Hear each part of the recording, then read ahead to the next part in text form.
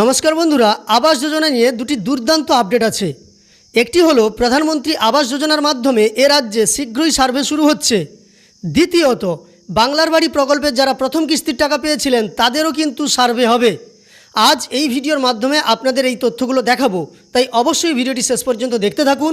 আপনারা জানেন, রাজ্য সরকার পরিবর্তনের পরে কেন্দ্রীয় প্রকল্পগুলি এ রাজ্যে চালু হতে শুরু করেছে। যেহেতু কেন্দ্র এবং রাজ্যে বর্তমানে একই সরকার আছে, তাই মাননীয় মুখ্যমন্ত্রী আগেই ঘোষণা করেছেন সমস্ত কেন্দ্রীয় প্রকল্প যা এ রাজ্যে বন্ধ ছিল সবই চালু হবে।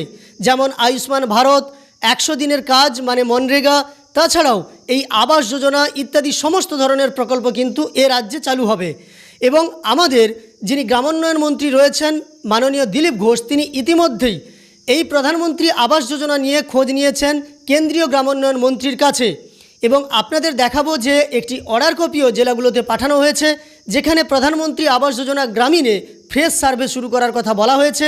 তাছাড়াও যারা প্রথম কিস্তির টাকা পেয়েছিলেন বাড়ি নির্মাণের জন্য, তাদের বাড়ির বর্তমান কতটা পর্যন্ত নির্মিত হয়েছে সেই সার্ভেও দ্রুত করার কথা বলা হয়েছে। এছাড়াও বর্তমানে প্রধানমন্ত্রী আবাস যোজনা গ্রামীণের জন্য অনেক নিয়ম কিন্তু শিথিল করা হয়েছে। অর্থাৎ আগে ছিল 10,000 টাকার বেশি যদি মাসিক আয় হয় তাহলে আপনি প্রধানমন্ত্রী আবাস যোজনার মাধ্যমে বাড়ি নির্মাণের জন্য আর্থিক সহায়তা পাবেন না। এখন তা করা হয়েছে 15,000 টাকা। একইভাবে আগে ছিল 2 চাকার গাড়ি কিংবা ফ্রিজ কিংবা ল্যান্ডলাইন ফোন, মোটর চালিত নৌকা, এইসব থাকলেও আপনি বাড়ির টাকা পাবেন না। কিন্তু এখন সেই নিয়মের পরিবর্তন করা হয়েছে। এখন এগুলো থাকলেও আপনি প্রধানমন্ত্রী আবাস যোজনা গ্রামীণের মাধ্যমে বাড়ি নির্মাণের জন্য আর্থিক সহায়তা পাবেন। তো চলুন কথা না বাড়িয়ে ভিডিওটি শুরু করি। তার আগে আপনাদের কাছে ছোট্ট অনুরোধ করব, প্রতিনিয়ত এই ধরনের গুরুত্বপূর্ণ ভিডিওর তথ্য পাওয়ার জন্য চ্যানেলটিকে সাবস্ক্রাইব করে পাশে থাকা নোটিফিকেশান বেল আইকনটা অল করে রাখবেন। আর ফেসবুক থেকে দেখে থাকলে অবশ্যই পেজটিকে ফলো করে রাখবেন। প্রথমেই আমরা আবাস যোজনা নিয়ে আজকের একটি সংবাদপত্রে একটি প্রতিবেদন প্রকাশিত হয়েছে, সেটি দেখে নেব। দেখুন, এখানে লেখা আছে, পালাবদল হতেই রাজ্যে ফের চালু হতে চলেছে প্রধানমন্ত্রী আবাস যোজনা। এই প্রকল্প চালু করতে রাজ্যের তরফে ইতিমধ্যে কেন্দ্রীয় গ্রামোন্নয়ন মন্ত্রককে চিঠি পাঠানো হয়েছে। জানা গিয়েছে, এই প্রকল্পের শিথিল হওয়া শর্তগুলো মাথায় রেখেই নতুন উপভোক্তা খুঁজতে রাজ্য জুড়ে সমীক্ষা চালানো হবে এবং এই সমীক্ষার কাজ শুরু করার জন্য নোটিফিকেশানও জারি হয়েছে বা নির্দেশও দেওয়া হয়েছে, সেটাও আপনাদের দেখাবো। রাজ্যের পঞ্চায়েত মন্ত্রী দিলীপ ঘোষ একাধিকবার জানিয়েছেন, 100 দিনের পাশাপাশি শীঘ্রই আবাস প্রকল্পের সুবিধাও পাবেন রাজ্যের প্রান্তিক মানুষ। ফলে কেন্দ্রীয় সরকারের অনুমোদন এখন শুধু সময়ের অপেক্ষা। তা পাওয়া মাত্রই চালু হবে সমীক্ষার কাজ। 2024 সালে আবাস যোজনার অধীন নতুন করে 10 লক্ষ কোটি টাকা বরাদ্দ করে কেন্দ্র। সেই সঙ্গে শিথিল করা হয় উপভোক্তা বাছাইয়ের শর্তও। আগে একটি পরিবারের মাসিক আয় 10,000 টাকার বেশি হলেই তাদের আর এই প্রকল্পের অধীনে অনুদান পাওয়ার যোগ্য বলে ধরা হতো না। নিয়ম শিথিল করে তা 15,000 টাকা পর্যন্ত বাড়িয়ে দেওয়া হয়েছে।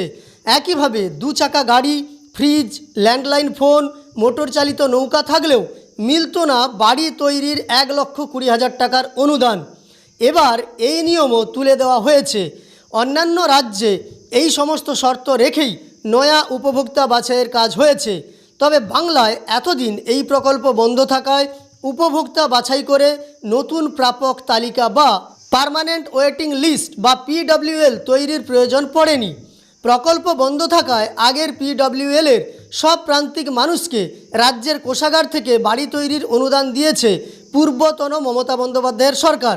ফলে রাজ্যের নতুন তালিকা খতিয়ে দেখে প্রথম ধাপে কতজন বাড়ি তৈরির টাকা অনুমোদন দেওয়া হবে সে বিষয়ে সিদ্ধান্ত নেবে কেন্দ্র।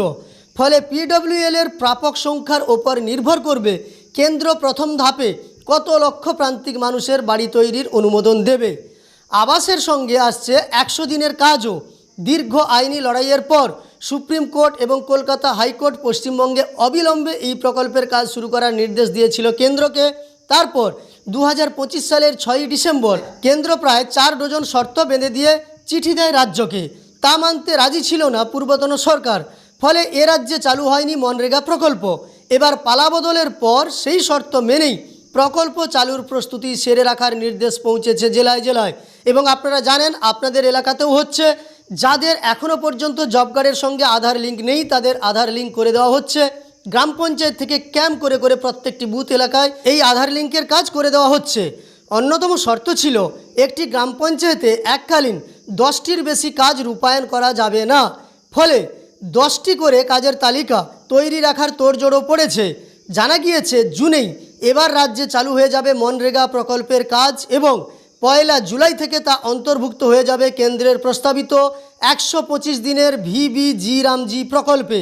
এবং আপনাদের জানিয়ে রাখি, এবার কিন্তু প্রধানমন্ত্রী আবাস যোজনা গ্রামীণের সঙ্গে আপনারা 100 দিনের কাজের প্রকল্পের যে ম্যান্ডেজও দেওয়া হতো সেটাও কিন্তু পাবেন।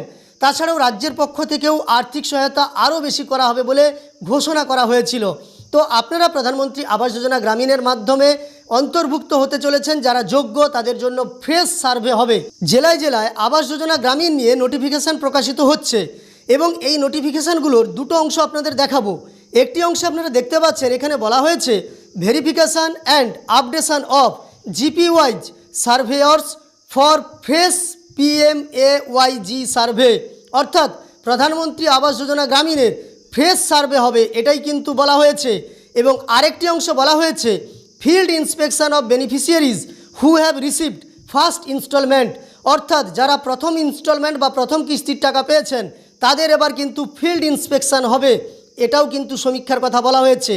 এই অংশে জানানো হয়েছে field inspection of beneficiaries who have received first instalment should be started immediately. Necessary efforts may also be taken to ensure completion of construction works up to lintel level at the earliest. অর্থাৎ যত শীঘ্রই সম্ভব এই survey শুরু হচ্ছে, যেখানে দেখা হবে যারা প্রথম কিস্তির টাকা পেয়েছিলেন তারা তাদের লিন্টেল লেভেল পর্যন্ত বাড়ি নির্মাণ করেছেন কিনা। অর্থাৎ প্রধানমন্ত্রী আবাস যোজনা গ্রামীণের শর্ত অনুযায়ী আপনি প্রথম কিস্তির টাকা পাওয়ার পর লিন্টেল পর্যন্ত বাড়ি নির্মাণ করলে তবেই কিন্তু আপনার দ্বিতীয় কিস্তি অ্যালট করা হবে বা আপনাকে দ্বিতীয় কিস্তি দেওয়া হবে। সেটাই খতিয়ে দেখা হবে আপনারা লিন্টেল পর্যন্ত বাড়ি নির্মাণ করেছেন কিনা। আর লিন্টেলের বেশি যদি কেউ বাড়ি নির্মাণ করে থাকেন তাহলেও কিন্তু সমস্যা হবে না, বিগত দিনেও হয় না। কিন্তু যারা এখনও পর্যন্ত লিন্টেল পর্যন্ত তৈরি করেননি বা শুরুই করেননি তাদের ক্ষেত্রে সমস্যা হতে পারে। যাই হোক, আবাস যোজনা নিয়ে দুটি দুর্দান্ত আপডেট আপনাদের দেখালাম। ভবিষ্যতে এই নিয়ে আরও কিছু আপডেট পেলে আপনাদের সঙ্গে অবশ্যই শেয়ার করব। আর আপনারা আপডেটগুলো পাওয়ার জন্য চ্যানেলটিকে সাবস্ক্রাইব করে পাশে থাকা নোটিফিকেশান বেল আইকনটা অল করে রাখবেন। ফেসবুক থেকে দেখে থাকলে অবশ্যই পেজটিকে ফলো করে রাখবেন।